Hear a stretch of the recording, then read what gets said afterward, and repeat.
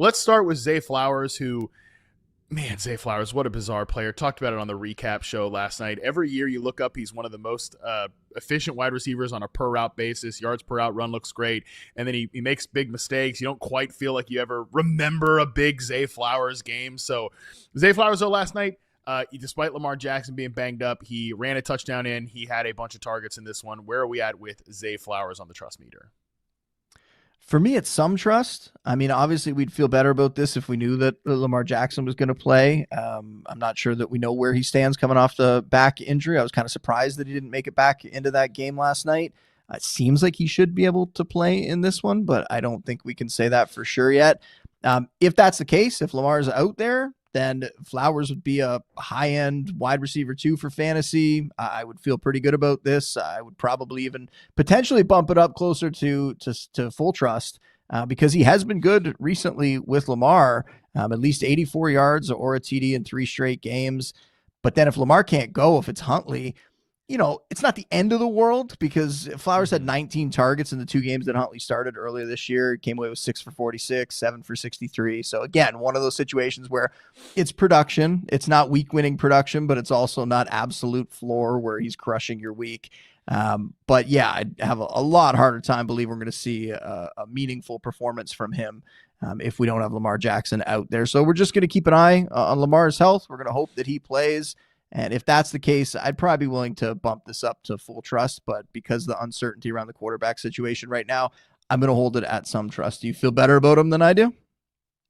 I think some trust is pretty accurate, almost regardless. The one note I would have on the matchup, it's one game, of course, but we're talking about a Packers defense now without Micah Parsons. And I think certainly at times in that game, you felt that this was a defense that was banking on our front 7. Our pass rush is going to be so good that our corners are going to be able to squat on routes. They're going to kind of be able to play a little bit tight to receivers, and we'll live with, some mistakes because we're going to be able to take the quarterback down before they can get the football down the field.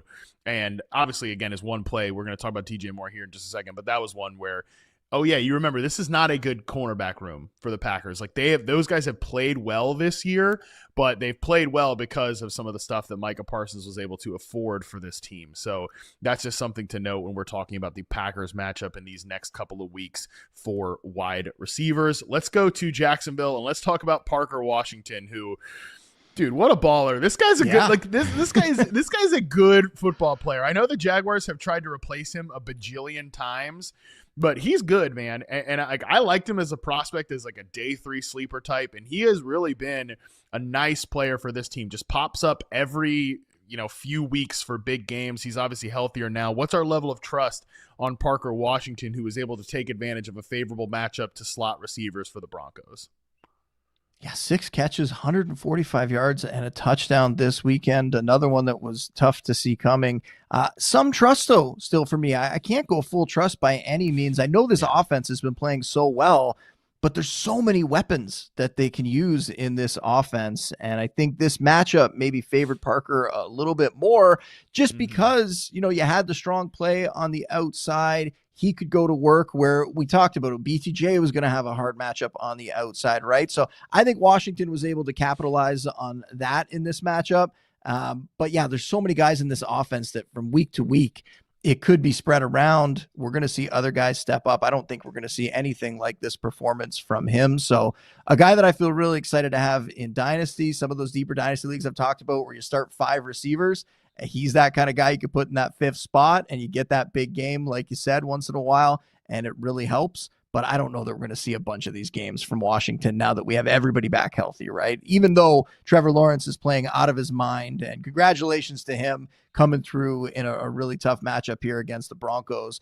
But you have BTJ, you have Jacoby Myers getting that new contract. He's the guy in this offense. Now, you have Brenton Strange now healthy. Like, there's so many weapons. Travis Etienne in the backfield. Like, I just don't think we can have faith that Washington's going to get 10 targets most often. I think it's going to happen periodically, but it's not going to happen often enough that you can have full trust in him.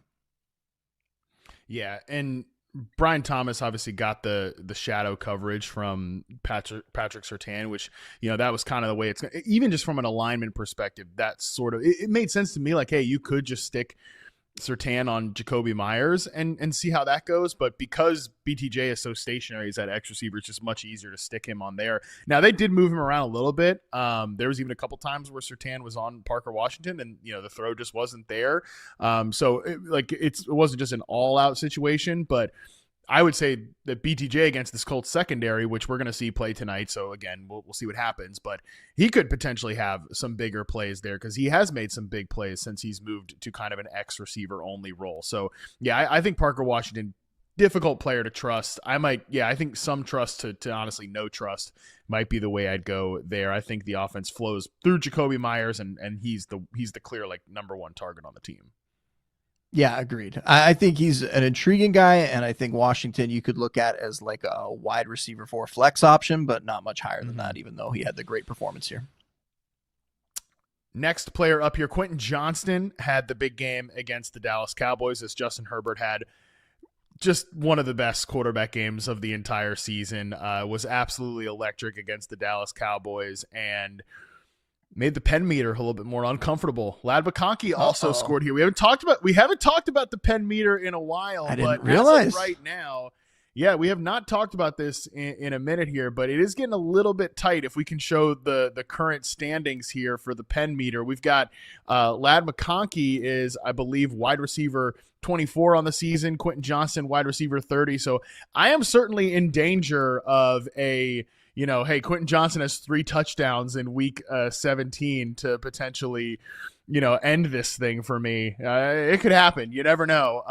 We're definitely roasting here a little bit. I might have to sauce this bad boy up here at some point after the season, but we'll see. What's your level of trust on? What a treat. Let's go, lad. Let's set this thing up here, man. Come on. All right. What's your level of trust on Quentin Johnston? Well, you'll be happy to hear that I have no trust in Quentin Johnston here. He's coming off a great game, but look at the matchups, right? Like he's going against the Cowboys. They're going to have the most fantasy points to receivers. Now he's got to turn around and switch that up, and it's not going to be the case against the Texans, right? On top of the fact that Chargers banged up offensive line is going to have to deal with the Texans pass rush. I think that's going to disrupt a lot of things for them. And Houston, 31st in terms of fantasy points allowed to receivers, the second worst matchup. So completely from one end to the other here, I don't think you can have faith at all. It's no trust for me. I think that's the correct answer. Even just go back to that playoff game that these teams had last year. Quentin Johnston kind of got obliterated in that game because the Texans secondary plays so physical. Now, I think QJ is a little bit better of a player than he was at the end of last season, but nevertheless, I think that could again be what happens here. And if this game's going to go anywhere, it's going to be because Ladd McConkey had a couple of big plays here for the Texans. So I agree. I think no trust here on Quentin Johnston. Last player in this section, mentioned him earlier, DJ Moore. Where are we at with DJ Moore on the trust meter? I want to hedge my bet a little bit because we don't know if Luther Burden is going to play or not here. So if Luther Burden is playing, then I would say some trust. If Luther Burden is out for this game, then it's full trust because I think DJ Moore coming on the last couple of weeks has really been about all the injuries in that receiving core. Before that, they really didn't seem that interested in making him a focal point of the passing attack. And now they've really had no choice. And he's shown he still has more than enough talent to get it done. He's been really, really good for fantasy in these last 2 games. And I think if Burden's out, that's going to continue. And maybe we'll think back about DJ Moore being one of those guys that really help people get to fantasy championships and potentially win it. So if Burden's out, then DJ Moore is a fantasy wide receiver too. If Burden comes back, then it's going to be close. They'll probably both be in the wide receiver 3 kind of range. But yeah, it's been great. I've just been really happy, like even to see like that interview after the game and the excitement, because he's had a bit of a strange year, right? He's had a bit of a strange couple years, but this year with things starting to go better there, you really hoped that he would be a little happier, and still at times he was taking a bit of a backseat in the offense. So it was awesome to see him make that catch at the end and celebrate the way that they did. And the Bears are just one of the best stories in the league right now, and I hope it continues. Yeah, I totally agree. I was talking about this earlier today with James Coe that I was really happy to see that for DJ too. One, because you get to see like DJ is just a very unique guy. He kind of just says what's on his mind. And that post game interview, he was just so. I've talked to DJ a few times over the years, even before he got drafted. I did an interview with him when he was just a prospect, and he's just like a guy who pretty much just says what's on his mind. And he was very, from again my limited experience. I'm not gonna say we're like friends or anything, but my experience with him, that was very authentically himself. Just in that interview, even as the guy comes up, the reporter comes up to me, he's just like, "Yeah, what's up?"